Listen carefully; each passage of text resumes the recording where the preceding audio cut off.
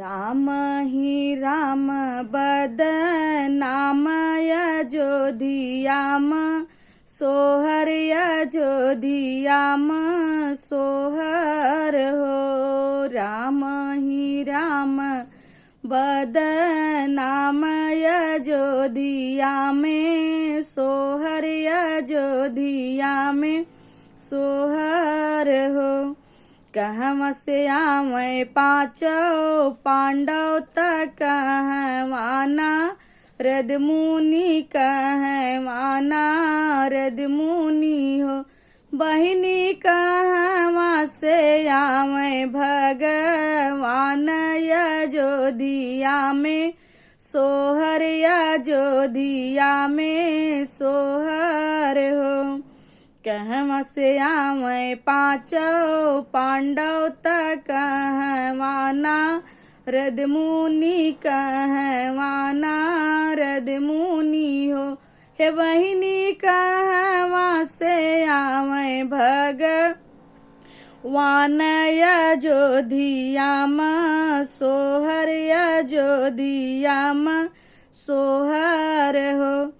पूरब से आवे पांचों पांडव पश्चिमाना रद मुनि पश्चिमाना रद मुनि हो। पूरब से आवे पांचों पांडव पश्चिमाना रद मुनि पश्चिमाना रद मुनि हो। बहिनी उत्तरा से आवे भगवान आंगनवा सोहे सोहर आंगनवा सोहे सोहर हो।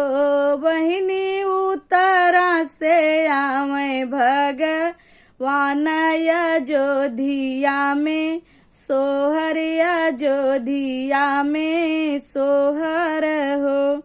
कहवा बैठाऊं पांचों पांडव तक कहवाना रद मुनि कहवाना रद मुनि हो।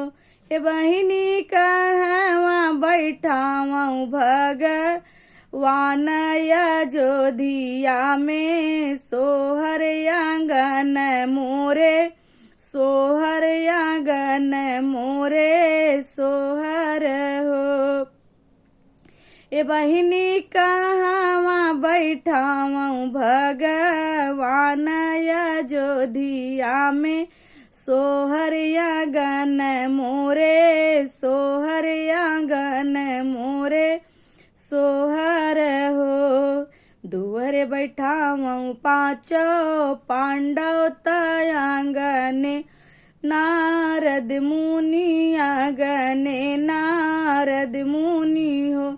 ए बहिनी घरे में बैठाऊं भगवान अयोध्या में सोहर अयोध्या में सोहर हो।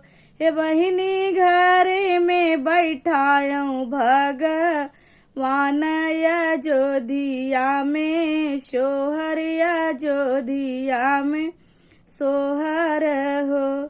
काऊ खियाऊं मैं पांचों पांडव काऊ ना रद मुनि काऊ ना रद मुनि हो। ए बहिनी काऊ खियाऊं भगवान अयोध्या में सोहर अयोध्या में सोहर हो।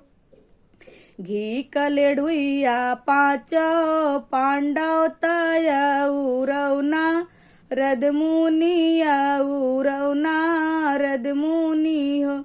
ए बहिनी दादिया खियाऊं भगवान अयोध्या में सोहर अयोध्या में सोहर हो। ए बहिनी दादिया खियाऊं भगवान अयोध्या में सोहर अयोध्या में सोहर हो। राम ही राम बदनाम अयोध्या में सोहर अयोध्या में सोहम